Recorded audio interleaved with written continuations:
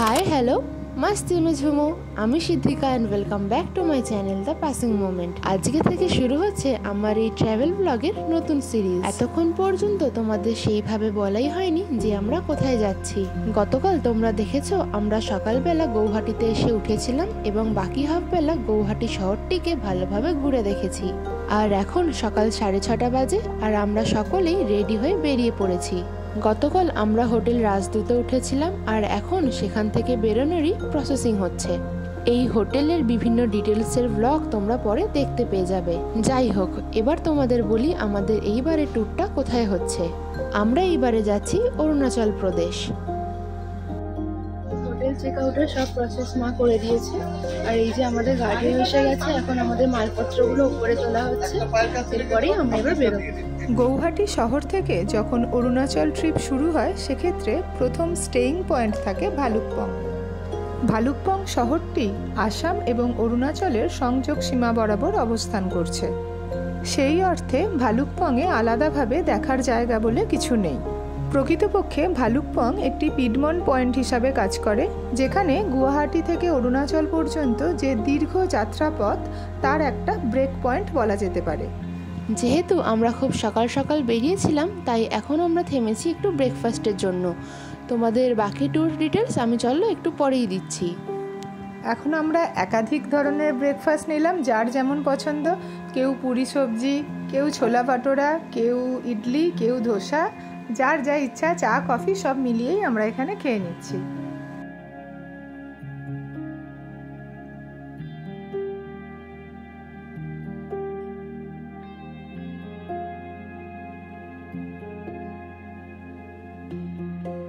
আমাদের টিফিন খাওয়া হয়ে গেছে, এখন আমরা গাড়িতে চলে এসেছি। এবার সবাই এখনো আসেনি, সবাই এলে তারপর আবার আমাদের জার্নি স্টার্ট হবে। আজ পবিত্র ঈদ, তাই আসামের রাস্তাঘাটে মাঝে মধ্যেই বেশ ভিড় চোখে পড়ছে। গৌহাটি থেকে অরুণাচল ট্রিপ শুরু করলে সাধারণত 7 দিন এবং 6 রাত্রি লেগেই যায়। সেক্ষেত্রে প্রথম স্টেইং পয়েন্ট হয়ে ওঠে ভালুকপং। যেহেতু ভালুকপংয়ে স্টে করে আমরা বিশেষ কিছু দেখতে পাবো না, সেই জন্য ভালুকপংকে স্কিপ করে আমরা ট্যুরটাকে এমনভাবে প্ল্যান করেছি যাতে সরাসরি আমরা অরুণাচলের দিরাং শহরে পৌঁছে যেতে পারি। সেক্ষেত্রে আজকে আমাদের প্রায় 300 কিলোমিটার মতো রোড জার্নি করতে হবে। যাই হোক, কথা বলতে বলতে আমরা পৌঁছে গেছি বর্ডার এরিয়াতে। এটি আসাম, ভুটান এবং অরুণাচলের একটি বর্ডার এলাকা। এখানে আমাদের ILP বা ইনার লাইন পারমিট যে কপিটি আমরা করে এনেছি সেটি চেক করা হবে। তারপর আলাদাভাবে আমরা আমাদের ID শো করে ভুটান বর্ডার ক্রস করে কিছুটা সময় ভুটানে ঘুরব। ILP যে যার নিজের মতো বাড়িতে বসেও অনলাইনে করা যেতে পারে। সেক্ষেত্রে পার পারসন 500 টাকা করে চার্জ পড়ে, আর অফলাইনে 150 টাকায় হয়, তবে সেটি আমার শোনা আছে। অফলাইনে আমি করিনি। যে গাড়ি আমরা বুক করেছি সেই গাড়ির সঙ্গে কথা বলেই আমরা এই ILP প্রত্যেকের করেছি। সেক্ষেত্রে আমাদের প্রত্যেকের জন্য 300 টাকা করে চার্জ পড়েছে।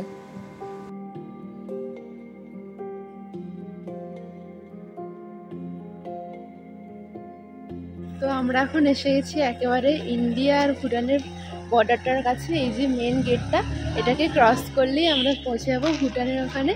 তো এখানে আমাদের ID কার্ড আগে চেক হলো, যেখানটা তোমাদের দেখালাম। ID কার্ড বা যেগুলো সব আমাদের চেকিংয়ে ছিল সেগুলো চেক হলো। এবার আমরা যাব ওদিকে। এখন আমরা আপাতত ইন্ডিয়াতেই আছি, এবার যাব। ইন্ডিভিজুয়াল সকলের এখানে এক এক করে আধার এবং ILP চেক হয়, তারপর এক এক করে ভিতরে প্রবেশের অনুমতি মেলে। যতক্ষণ ওখানে প্রসেসিং হচ্ছে চলো আমরা এখানে একটু অসমিয়াস আখের রস খেয়ে নিই।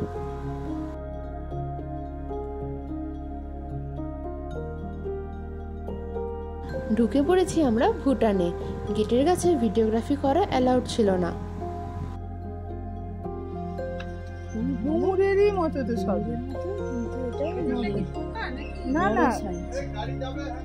না। চলো উইথাউট পাসপোর্ট এবং ভিসাতে ভুটানের চারদিকটা একটু ভালোভাবে ঘুরে দেখে নিই। গাড়ি বুকিংয়ের বিষয়টা একটু বলে রাখি। আমরা সিলভার লাইন ট্রাভেলস থেকে এই গাড়ি বুক করেছি। আমরা ইনোভা চুজ করেছি। এক্ষেত্রে আমাদের পার ডে ৬,০০০ টাকা করে পড়ছে। বাকি ডিটেলসের জন্য তোমরা ডেসক্রিপশন বক্সটা চেক করে নিও। তো এখন আমরা আছি ভুটানে। এই যে গেটটাকে আমরা ক্রস করে দিয়েছি, মানে ক্রস করে ফেলেছি। এই যে এখানে সব চেকিং করে ঢোকাচ্ছে। এই যে এখানটা দেখছো, এখানটা আধার কার্ডটা চেকিং হচ্ছে, মানে ইন্ডিভিজুয়ালি চেক হচ্ছে। তারপর সবাইকে মেলাচ্ছে নাম ডেকে ডেকে, তারপর ওই গেটটাকে ক্রস করাচ্ছে। এই যে ছোটো গেটটা দেখছো ওইখানটা দিয়ে। তো ওখান থেকে বেরিয়ে এই জায়গাটা দেখছো, এইখানে আরেকবার চেক করছে, সবাইকে দেখছে, তারপরে এদিকে ঢুকিয়ে দিচ্ছে। তো এখান থেকে যদি ড্রাইভার যায় তাহলে ড্রাইভারেরও, মানে যদি ড্রাইভারও গেটটাকে ক্রস করতে চায় তাহলে ওরও সমস্ত কিছু ডকুমেন্টস লাগবে। যদি না আসে তাহলে কোনো কিছু আর দরকার নেই। আমাদের সাথে আর ড্রাইভার আসেনি, তাই আমরা নিজেরাই ঘুরছি। চলো একটু ভুটানে সময় কাটিয়ে আবার তারপর যাওয়া যাক। আজকের বেশিরভাগটাই তো আমাদের জার্নির মধ্যে দিয়ে যাবে। আজকে দেখার মতন বলতে শুধু এই গেটটাই ছিল। এই যে ইন্দো আর ভুটানের যে বর্ডারটা, সেটাই আমাদের দেখার ছিল মেনলি। প্রকৃতপক্ষে এই এলাকাটি একটি নো ম্যানস ল্যান্ড। ভুটানের যে দিকটাতে আমরা প্রবেশ করেছি এখানেও ছড়িয়ে ছিটিয়ে বা বিক্ষিপ্তভাবে কিছু দোকানপাট গড়ে উঠেছে। এছাড়া সেই অর্থে এখানে তেমন কিছু দেখার নেই। কিন্তু ভুটানে যখন ঢুকেই পড়েছি, আর একটু এগিয়ে গিয়ে দেখি আর কি কি আছে।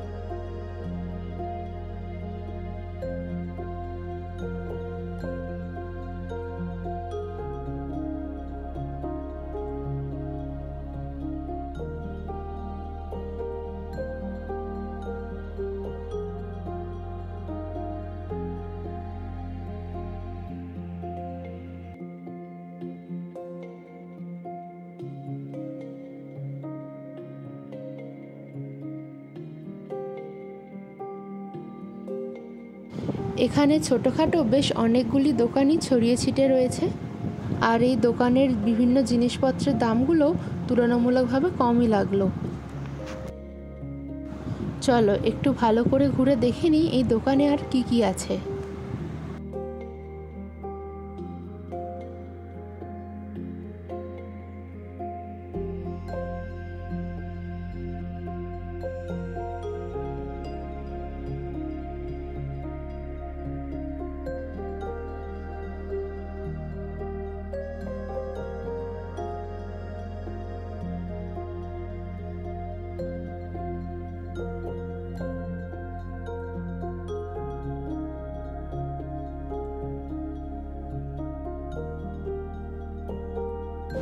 যেহেতু আজকে আমাদের অনেকটা রাস্তা কভার করতে হবে, তো এর থেকে বেশি আর আমরা ভিতরে ঢুকলাম না।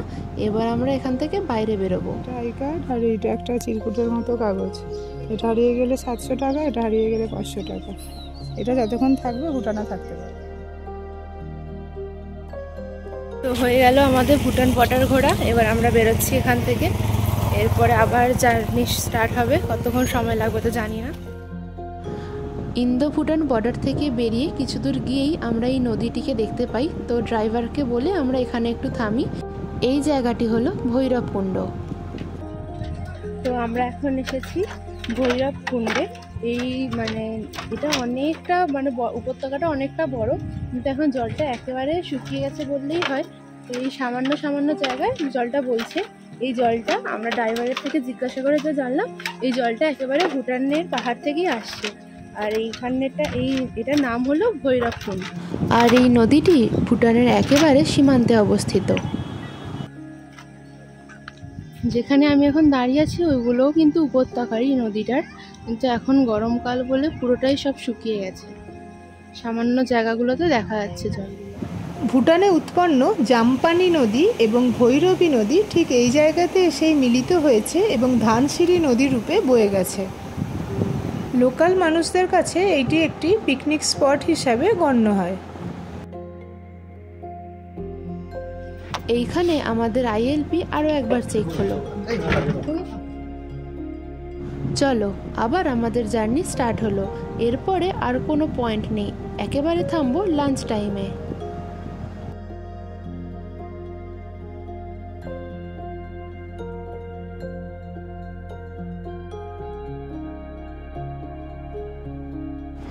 এখন তোমরা এই পাহাড়ি রাস্তার বিভিন্ন মোড়ে কত সুন্দর সুন্দর দৃশ্য দেখা যাচ্ছে সেটাই উপভোগ করো। রাস্তার চারদিকের সৌন্দর্য তো রয়েইছে, তার সঙ্গে মাঝে মধ্যেই এই ধরনের ছোট ছোট বৌদ্ধ স্তূপাগুলি দারুণ দেখতে লাগছে। প্রকৃতির এত সুন্দর রূপ দেখতে দেখতে এই রকম ধরনের একটি রূপ চোখে পড়ল, যেটি এতটুকুও ভালো লাগলো না। দাবানলের মতো এই রকম পাহাড়ি গাছপালাকে পুড়তে দেখা গেল। ড্রাইভারের সঙ্গে কথা বলে জানলাম এগুলো স্থানীয় মানুষরাই জ্বালিয়ে দেয়, হয়তো সেই অর্থে ঝুম চাষের জন্যই করা হয়, তবে প্রকৃত জ্ঞান আমার এই বিষয়ে নেই।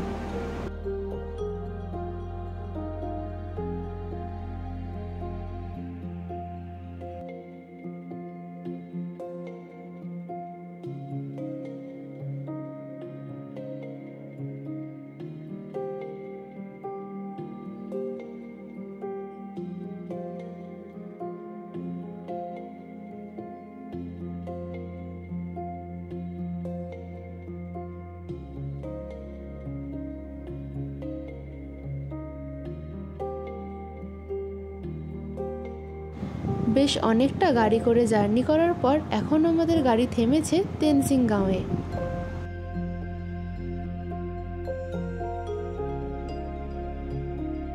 এত সুন্দর পরিবেশে আমরাও নিজেদের মতন করে একটু সময় কাটিয়ে নিলাম।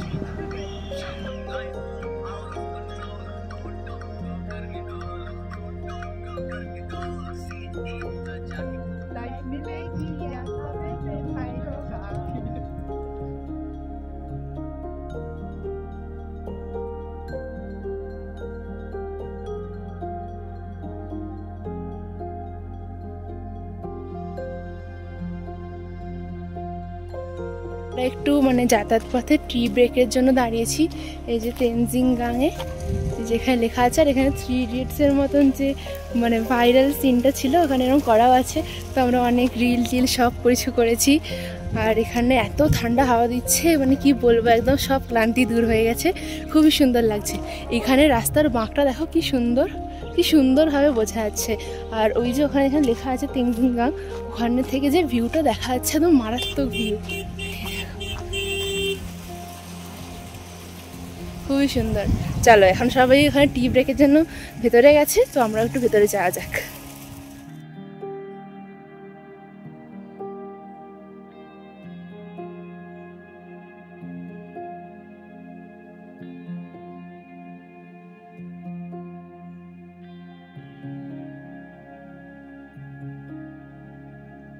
একটু ব্রেক নেওয়ার পরে আমাদের গাড়ি আবারও চলতে শুরু করেছে।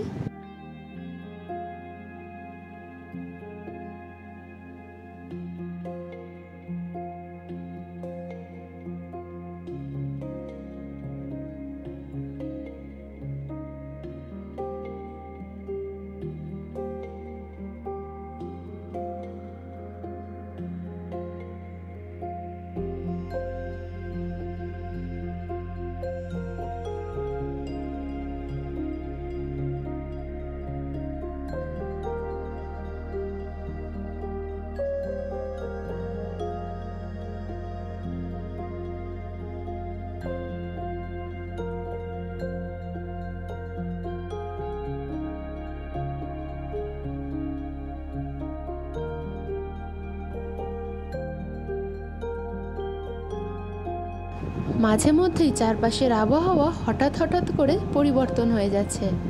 যেমন এটাই দেখে নাও, এই সবেমাত্র রোদ ছিল আর এখন চারিদিকে মেঘেই ভর্তি।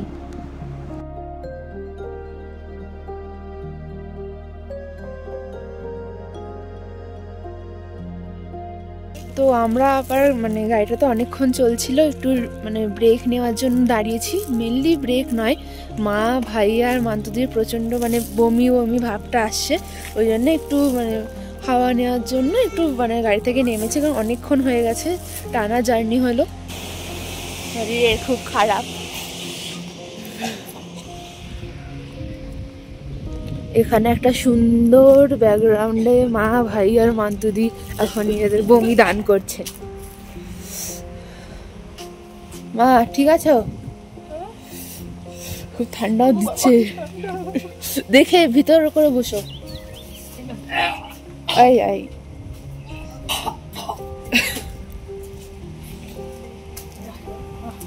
আন্টি ঠিক আছে? শরীর ঠিক আছে? হাত কাঁপছে। বসুমিতা আন্টি ঠান্ডা। চলো একটু ব্রেক তো হয়ে গেল, এবার আবার গাড়িতে যাওয়া যাক। ওই দেখো মা বমি করে আবার শরীর ঠিক হয়ে গেছে। মা তোমাকে কেমন পিকাচু টাইপের লাগছে, ইয়েলো কালারে পড়েছো, ঠান্ডা লাগছে। কি হাঁটা মা করো আর একবার। আমরা এসে গেছি এখন দিরাং শহরে, আর কিছুক্ষণের মধ্যেই আমরা পৌঁছে যাব আমাদের হোটেলে। দিনের আলো বেশ অনেকটা কমে গেছে, আকাশে হালকা সরুভাবে ঈদের চাঁদও দেখা যাচ্ছে। আমাদের আজকের জার্নিও এই শেষ হব। মোটামুটি আজকে আমরা এখানে একদিনের জন্যই থাকবো। তো আমরা এসে পৌঁছেই গেলাম আমাদের যে হোটেল বুক করা হয়েছে, হোটেল সোমদুক্ষা। এখানে আমরা এই এক রাত্রি থাকবো। তো এসে গেছি আমরা শেষমেশ, এত জার্নি করে আমাদের আজকে দিরাঙে যে হোটেলে থাকবো, এটার নাম হচ্ছে সোমদুক্ষা হোমস্টে। তো এর ডিটেলস আমি পরে তোমাদের দিয়ে দেবো। তো চলো আজকের মতন আজকের দিনের ব্লগটাকে এখানেই শেষ করি। আশা করছি তোমাদের ভালো লেগেছে। তো চলো দেখা হচ্ছে খুব তাড়াতাড়ি কালকের ব্লগে, খুব সকাল সকাল। ততক্ষণ সবাই ভালো থেকো, সুস্থ থেকো, টাটা।